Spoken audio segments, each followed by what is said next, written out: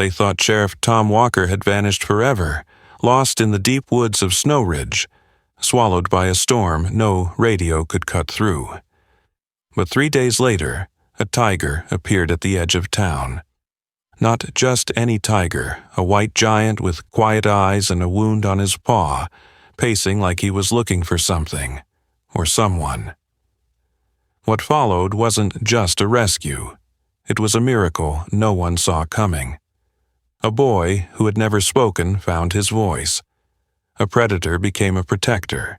And in a town that once feared the wild, something sacred returned to the snow. Before we tell you what Blizzard did next, let me ask, have you ever believed that God sends help in ways we don't expect? If so, stay with us. This story will move something deep in your soul. Before we begin this unforgettable story, would you mind sharing where you're from in the comments? And if stories of love, loyalty, and second chances move you, please give this video a like and consider subscribing. Snow Ridge, North Carolina, sat tucked beneath the folds of the Appalachian Range, where white pines stood like cathedral pillars and snow fell without hurry, blanketing the town in silence. It was early January, and a pale dawn stretched across the ridge like a breath held too long. A storm had passed the night before, leaving the forest heavy with ice and the sky still swollen with cold light. At the northern edge of a town, past the last utility pole and the rusted gate of Old Fire Road, Deputy Claire Monroe parked her cruiser and stepped into the brittle snow. She was tall, lean, and sharp-jawed, the kind of woman whose presence silenced a room without raising her voice. At 38, she had once been a military sergeant stationed in Kandahar, a past etched into the rigid way she carried herself. Since returning home, she'd worn her duty like armor, unyielding but deeply human. Her face, freckled and pale from the winter wind, remained focused as she scanned the tree line. Sheriff Tom Walker, her partner and oldest friend, had not returned from a routine investigation into a series of illegal hunting trails near the ridge. His last radio call had been clipped, broken by static. That was nearly 18 hours ago. Claire knew Tom better than most. A broad-shouldered man with a slow voice and slower temper, Tom was the kind of sheriff small towns trusted, the kind who handed out warm coffee with citations and brought Thanksgiving dinners to widows on patrol. For him to go dark without warning wasn't just strange, it was unthinkable. She exhaled, a pale cloud drifting into the frozen air. Behind her, the low wooden barn creaked softly under a layer of snow. It belonged to Dr. Isaac Bell. Isaac emerged from the barn's side door, a sturdy man in his early 40s with a weathered flannel jacket, dark denim jeans, and a beard that looked like it had once been meticulously trimmed but had given up during the holiday week. He was a quiet sort, stoic, but never cold. His eyes were a stormy blue, like the lake at the edge of town in midwinter. Since his wife's passing 5 years ago, Isaac had withdrawn from the world in some ways, but not from animals. He now ran Snow Ridge's only wildlife rehabilitation center, built from his own hands and donations from nearby counties. And in his care resided the one creature no one dared touch except him, Blizzard. The white tiger stood in the enclosure near the barn, his coat a brilliant shimmer of snow and shadow, interrupted only by the faint scars lining his flanks, remnants of a past no cage could erase. Blizzard had been rescued 2 years ago from a poacher's caravan in Louisiana, half-starved and chained. Since then, he'd grown into a massive, silent sentinel of the pines. Most days, he barely moved, watching the wind with an almost meditative stillness. But not today. Claire noticed it first. Blizzard was pacing. Slow, wide arcs across the snow, nose low, tail rigid. Not out of agitation, but as if tracking something. His breath formed in clouds, and every third step he stopped and sniffed the air with unnatural focus. Isaac approached the fence with cautious familiarity, glancing toward Claire. He's been at it since sunrise. Has he ever done that before? Claire asked, stepping beside him. Only once. When a bear came down from Hollow Ridge with a broken paw, he sensed it long before we saw the blood trail. Claire narrowed her eyes at the tiger. You think he smells something? Isaac nodded slowly. Or someone.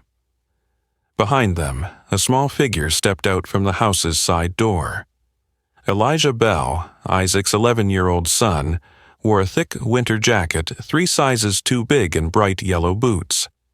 His auburn hair stuck out in awkward angles under a woolen beanie, and his eyes, soft hazel and perpetually distant, flickered toward Blizzard. Elijah was different. Diagnosed with autism at age 4, he rarely spoke to adults and almost never made eye contact. But around animals he transformed, communicated in gestures, understood silences, and seemed to hear things even his father could not.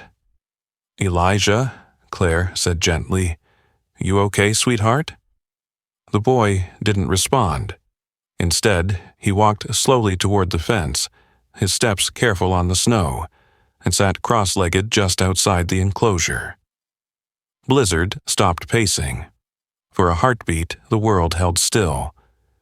Blizzard stepped forward, his massive paws sinking deep into the snow, and approached the fence with a slowness that was not caution but something gentler. Then, astonishingly, the tiger lowered his head down, until his nose touched the edge of Elijah's boot.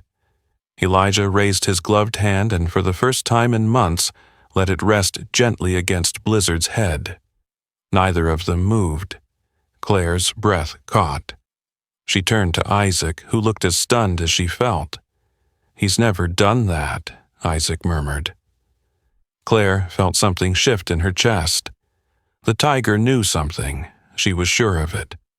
And if Blizzard was reacting to a scent, a presence, then whatever happened to Tom wasn't just a disappearance.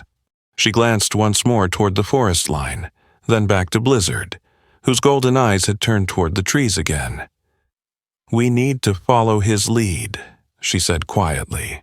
The wind sliced through the trees like glass, as Blizzard's paw prints pressed into the untouched snow, each one deliberate, heavy, silent. Claire followed close behind him, rifle strapped across her back, her breath forming quick bursts of mist in the cold air. Isaac trailed them with a pack slung over his shoulder, his boots crunching softly beneath the powder. It was just past noon, but the sun barely touched the forest floor, filtered by thick pine canopies and gray clouds clinging low to the Appalachians. The silence wasn't peaceful. It was expectant. Snow Ridge's northern woodland was not unfamiliar to Claire. She had patrolled its edge for years, but rarely stepped this far in. The locals called this part of the ridge Whisper Hollow, a name given not for ghosts but for how sound disappeared beneath the trees, no birdsong, no wind, just breath and heartbeat. Blizzard stopped abruptly near a sloping embankment, his broad shoulders tensing as he sniffed the air. The muscles along his back rippled. Claire raised her hand to signal Isaac. "What is it?" Isaac whispered. Blizzard lowered his head and padded forward. The snow here was disturbed, scattered pine needles, broken branches, and a long drag mark weaving through them. Claire knelt beside it, brushing snow aside with her gloved hand until something hard and black appeared beneath the frost. It was a shattered radio unit. Claire picked it up, turning it over. The side casing was dented, the screen cracked, but she recognized the faint scratch across the back, Tom's initials. "TW," she exhaled sharply. He was here. Blizzard growled softly, not a threat, but a sound of warning. He stepped farther down the embankment, then paused at the base of a large pine. At its roots, snow had been pushed back, revealing red-brown streaks frozen into the dirt a trail of blood, faint but clear, leading east. Claire's jaw tightened. She straightened, radio in hand. Someone tried to move him, she said, or he tried to crawl. Isaac crouched to inspect the blood. It's old, he said, at least 12 hours, maybe more. Above them, a quiet voice cut through the trees. Wait, listen. It was Elijah. The boy had followed them part way, unnoticed, his boots light on the snow. He stood now near a fallen log, his headphones pressed against one ear. His other hand scribbled furiously into a worn sketchbook hanging from a strap around his shoulder. Elijah, Claire began, stepping toward him, but Isaac gently stopped her. Let him, Isaac said. He hears what we don't. Elijah's eyes darted beneath his lashes. There's something, it's faint, he murmured, like beeps, but not normal. Claire frowned. Beeps? Isaac leaned down. What kind of beeps, son? The boy didn't answer. Instead, he flipped his notebook toward them. A series of small, hand-drawn waves filled the page like a heart monitor pulsing irregularly. Beneath it were 3 symbols, ...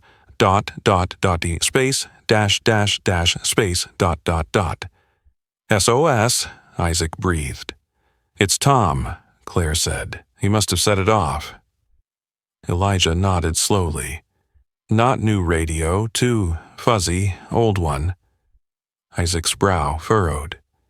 There's a mining outpost east of here. Shut down after the ridge collapsed 10 years ago. They had emergency transmitters still wired into the bedrock. If he reached one, Claire was already pulling out her map. Her fingers traced over the terrain. Old Clearbrook mining trail. It's 4 clicks east. If he made it there on foot in his condition, he's either hiding, Isaac said grimly, or someone dragged him. Blizzard gave a sudden huff and started forward again, this time quicker. His breath sharpened the cold. Claire didn't hesitate. She adjusted her rifle and followed him down the slope. Isaac took Elijah's hand, guiding him carefully over the ice-laced roots as they descended deeper into the hollow. As they moved, the forest seemed to press inward. Trees grew tighter, their bark blackened with age and moss. The air thickened with something heavy, something that smelled like damp metal and old fire. Blizzard led them with unerring certainty. Not once did he falter. By the time they reached the lower clearing, it was nearly dusk. What little sunlight remained stretched long shadows across the forest floor, and the cold had intensified. The ruins of the mining outpost appeared in fragments, crumbling concrete, rusted rail track, and a splintered watchtower leaning like a wounded soldier. Blizzard slowed, ears twitching. His breath steamed from his nostrils in rhythmic bursts. Elijah tugged at Isaac's sleeve and pointed. There, he whispered. At the base of the tower, partially buried in snow, was a thin steel box with a red light flickering faintly through a mesh panel. Claire rushed forward. It was one of the old transmitters. She brushed snow away from the front and opened the lid. The screen inside was cracked, but a tiny pulse still blinked on the corner. Transmission active. He reached it, she said, her voice soft. He got here. Isaac looked around the clearing. Then where is he? Blizzard circled the tower once, then paused beside a patch of earth that looked disturbed. His claws dug into the snow, revealing a trail leading behind a crumbling storage building.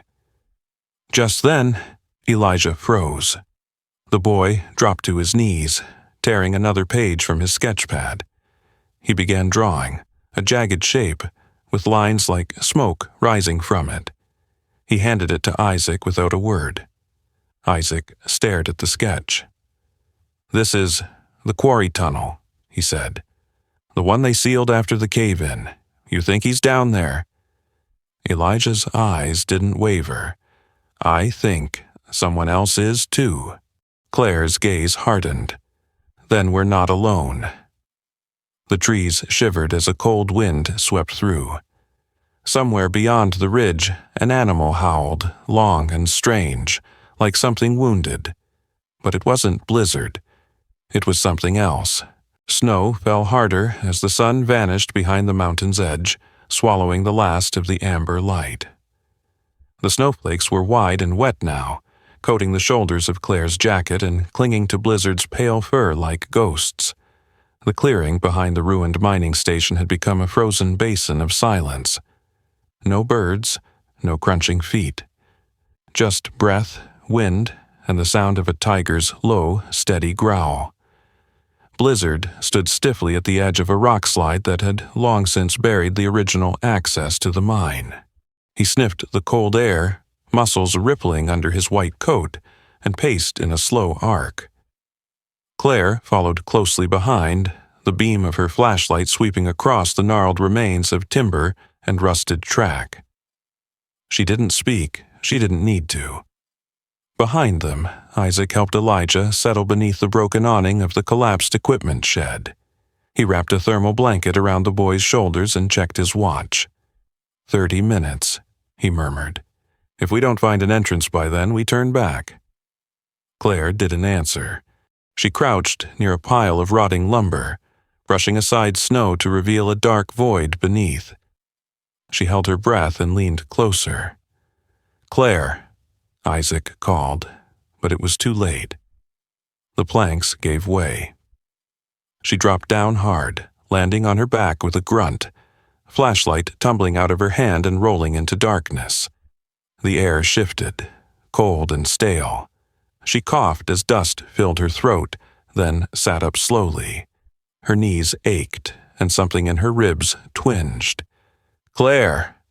Isaac's voice echoed from above. "I'm okay," she called back. "There's a tunnel. I think it leads under the old station." Blizzard appeared a moment later, not jumping down but slinking through a narrow break in the rubble. His eyes gleamed as he nudged the flashlight toward her with his nose.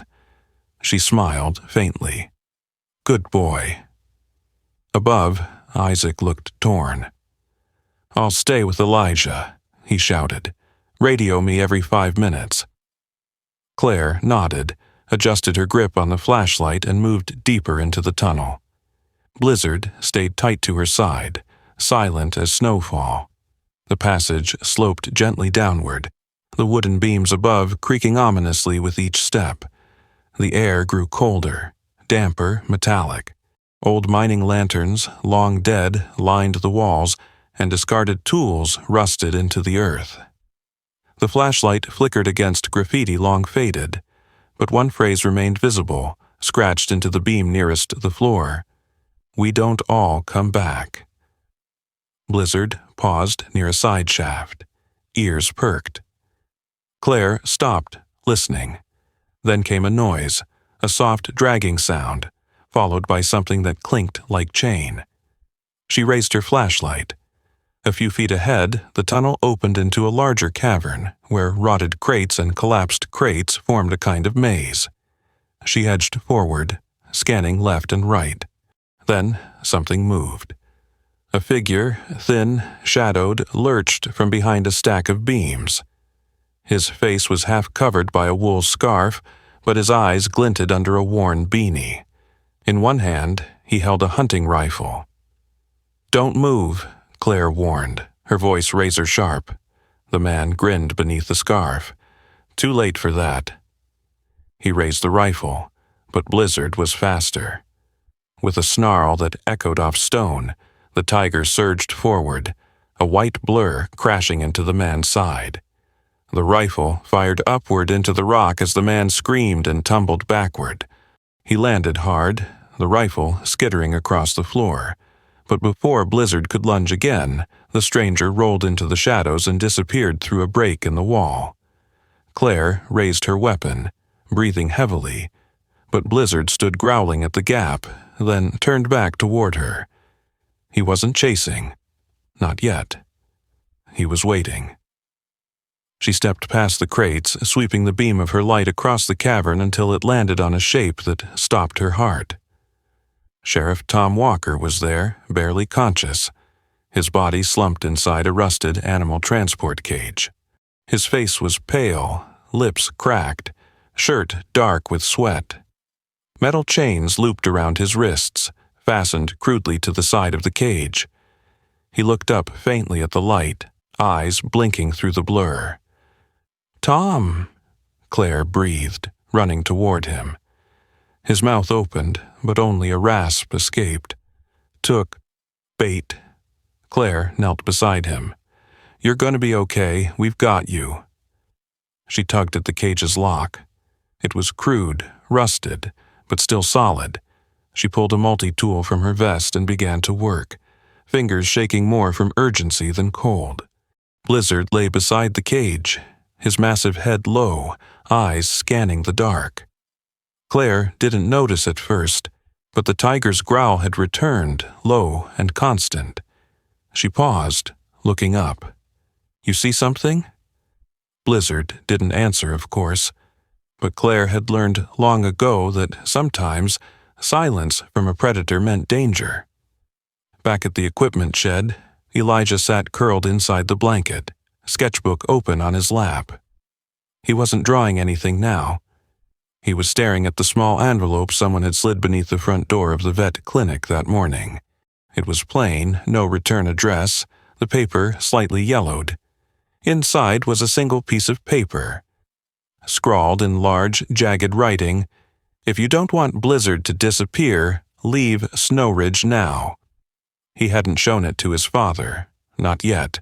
Instead, Elijah had quietly committed to memory the face of the man he saw lurking near the tree line yesterday, a tall man in a brown canvas coat, with a thin scar under his left eye and a crooked cigarette always hanging from his lips.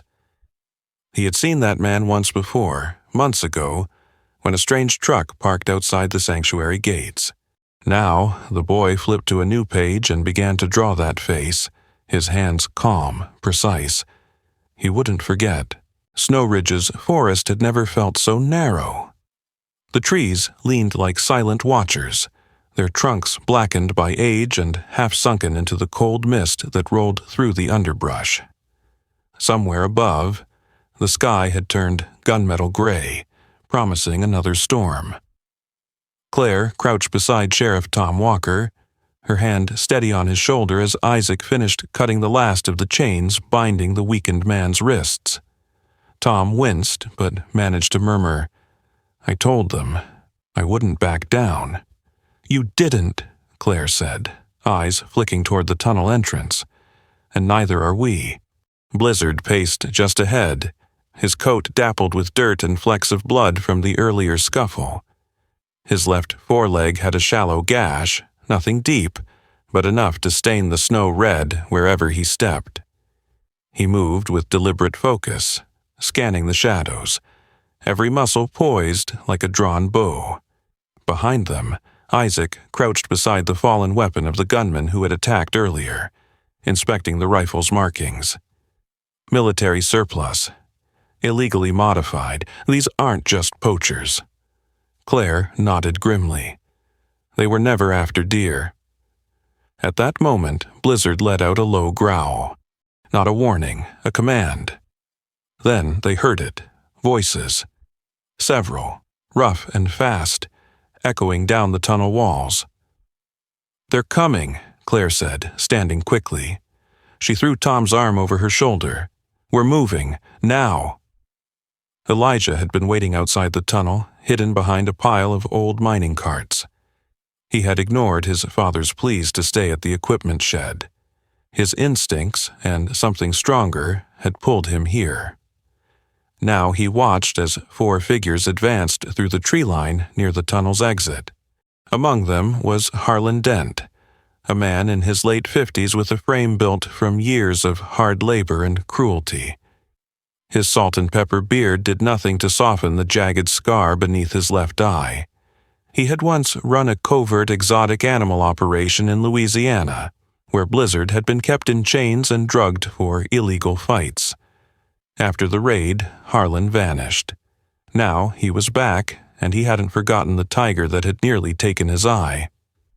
Elijah froze, heart racing. The man from the letter. The one he saw by the fence. It was him. "Go around the ridge," Harlan barked at one of his men. "Flush them toward the stream bed. We'll box them in." Elijah crawled backward, quiet as a mouse, until he could no longer hold it in. He bolted down the path, straight toward the tunnel's side entrance. Inside, Blizzard's ears pricked, just as Elijah burst through a side crack in the wall, breathless and wild-eyed. "Trap!" the boy gasped. "They're circling. 4 of them." Claire didn't question how Elijah got there. She didn't have time. Blizzard moved first, nudging his massive head against Claire's side, then stepping forward toward a collapsed shaft partially buried under ice and rock. His nose tapped a beam, and he began to dig.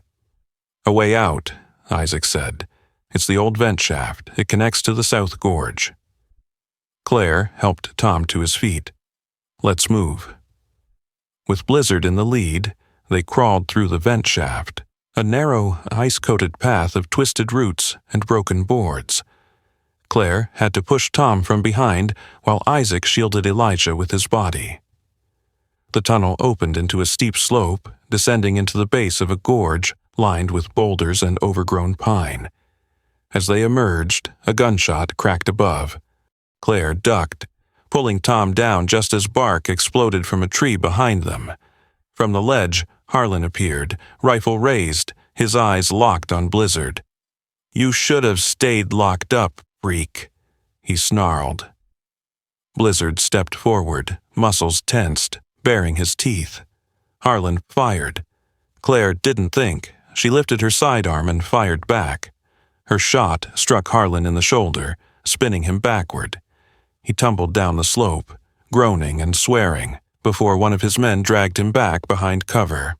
"We won't outrun them," Isaac warned. "They've got the high ground." "Not if we cross the creek," Claire said. "Blizzard, go." The white tiger bounded forward, leaping over a fallen log and into the shallow water, sending icy spray in all directions. The others followed, slipping on rocks and pulling Tom between them.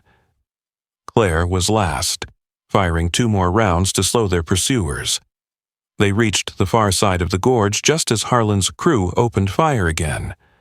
A bullet ricocheted off a rock near Elijah, sending him tumbling to the ground. Blizzard turned immediately, growling, placing himself between the boy and the ridge. Then it happened. Harlan emerged again, bloody but furious, rifle in hand, and Elijah stood. "No," he shouted, fists clenched. "Leave him alone." The boy's voice cracked through the air, loud, clear, and impossible to ignore. For a second, even Harlan hesitated. "Blizzard is family," Elijah screamed. It was the first time he had spoken that loudly in public. His father froze. Claire turned, stunned. Blizzard stepped beside the boy, brushing his flank against Elijah as if to say, "I hear you." Harlan didn't get another shot. Claire fired once more. The bullet struck just inches from his feet, sending up snow. "Drop it," she roared. Sirens blared in the distance. Isaac had managed to trigger a silent beacon through his medkit transmitter. Backup was on the way. Harlan's men scattered. One dragged Harlan into the trees. Claire lowered her weapon, chest heaving. They were safe for now. The winter sun crested over Snow Ridge like a gentle exhale, brushing the pines in gold and silver as the snow softened beneath its morning light. At the edge of the town's modest hospital, wind chimes hung outside. Room 214 clicked softly, echoing down a quiet corridor filled with faint antiseptic and warm light. Inside the room, Sheriff Tom Walker sat upright, his left arm resting in a sling and a line of tape still stretching across his brow. His cheeks were flushed with returning color, though his eyes still held shadows from those days underground. Despite that, his voice had grown steadier, and his smile no longer cracked only one side of his face. Beside his bed, Claire sat with her boots propped on the footrest, arms crossed. "Doctor says you'll be back to paperwork in a week," she said, mock serious. "Paperwork," Tom scoffed. "After everything, that's my reward?" Isaac Bell stood at the window, arms folded over his chest. His flannel shirt was neatly buttoned, a rare thing for him, and his usual stubble had been trimmed. He looked over his shoulder. "You'll live. That's reward enough." Tom's chuckle turned into a short cough, and he winced. All right, I won't complain." There was a sudden thump against the door. Claire stood and opened it. Blizzard walked in slowly, his head held high, his movement regal. His foreleg was still wrapped in gauze, but the wound had healed without infection. His breath misted gently in the room's warm air, and his golden eyes locked instantly on Tom. "Well," Tom whispered, "if that isn't the best medicine money can't buy." Blizzard patted closer and rested his massive head gently against the bed. Tom raised a hand and scratched behind his ears. The tiger closed his eyes and let out a low rumble, something like a purr. Claire glanced toward Isaac. "We still good for the announcement?" Isaac nodded. "The mayor's meeting us in 20. Tom blinked. "What announcement?" Isaac smiled faintly. "You'll see." Across town, the modest Snow Ridge Community Center had been transformed. Banners hung between lampposts, reading, "Blizzard, Guardian of the Pines," and "Hope has 4 paws." Children with paper tiger masks ran between booths. In the center of it all, a small stage had been erected in front of a new stone memorial. Atop the platform stood Mayor Lila Hartman, a tall woman in her 60s with silver-streaked auburn hair and sharp hazel eyes. She had been mayor of Snow Ridge for over a decade, known for her honesty, fiery town halls, and unshakable belief that small towns could be great not because of size, but because of heart. She wore a pine green coat and brown leather gloves, both weathered but clean. As Claire, Isaac, Elijah, and Blizzard arrived, the small crowd burst into applause. Mayor Hartman raised her hand. "This town has always prided itself on resilience," she began. "But in the last week, we've learned that strength doesn't always wear a badge or carry a rifle. Sometimes it walks on 4 paws, hears what others can't, and protects those it trusts, not because it was trained to, but because it chooses to." She turned toward Blizzard, who stood calmly on the stage beside Elijah. "Today, I'm proud to name Blizzard an honorary protector of Snow Ridge. And in honor of what he's taught us, we are expanding our wildlife sanctuary and education center under the leadership of Dr. Isaac Bell and Deputy Claire Monroe." Applause erupted again, this time louder, with shouts of approval. Cameras clicked. Claire nodded slightly, hand resting at Blizzard's shoulder. Elijah stood quietly near the back of the stage, holding something close to his chest, a drawing. In it, Blizzard stood tall in a field of snow. Around him, silhouettes of people gathered, some wounded, others lost, and beside the tiger were paw prints, some small, some large, leading away toward a distant tree line. Above it, Elijah had written in bold pencil strokes, "He hears what no one else hears." Isaac crouched beside his son and looked at the drawing, then at the boy. "You ready?" he asked. Elijah nodded, and for the first time in front of a crowd he stepped forward. He didn't speak. He didn't need to. He placed the drawing on the memorial stone. The silence that followed was filled not with awkwardness, but awe. By nightfall, the story had spread. First through the local news, then the state, and eventually across national feeds. Emails, letters, and hand-drawn cards arrived from strangers, veterans, teachers, parents of children with autism, all thanking Snow Ridge for reminding them that bravery doesn't always roar, and that healing sometimes has whiskers. Within weeks, the Snow Ridge Wildlife Connection Center was opened, offering therapy sessions, animal interaction programs, and rescue services for abandoned animals. Blizzard became a certified animal therapy companion, not for everyone, but for Elijah's special education class visiting once a week. Each visit began the same. Blizzard would enter the room slowly, lay down in the center, and Elijah would sit beside him. No words, no pressure, and slowly the others would join. A girl who hadn't spoken since kindergarten once leaned against his side and whispered, "You're soft." A boy who feared loud sounds held Blizzard's tail while crying quietly during a storm. And all the while, Blizzard remained. Steady, silent, listening. At the sanctuary's entrance now stood a carved wooden plaque. He hears what no one else hears. E.B. Elijah Bell's initials. Sometimes miracles don't come with thunder or blinding light. Sometimes they come in silence, in the form of a white tiger who protects without asking. A boy who finds his voice when the world least expects it. Or a small town that chooses love over fear.